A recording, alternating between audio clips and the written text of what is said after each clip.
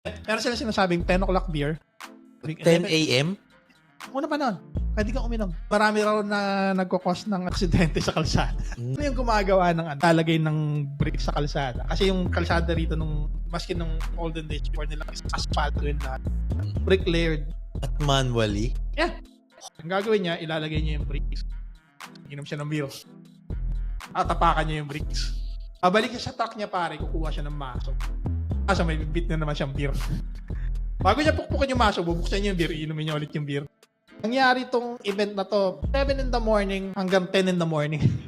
Yung lalaki pare, bago niya matapos ikabit yung nag-iisang bricks, siguro mga naka-4 o 5 bote siya. Pinupuno niya lang yung 4 na oras. Naka-5 beer na siya. Nag-drive pa siya. Sinagasaan niya ngayon yung isang nagkakabit ng brick. Patay ngayon yung isa.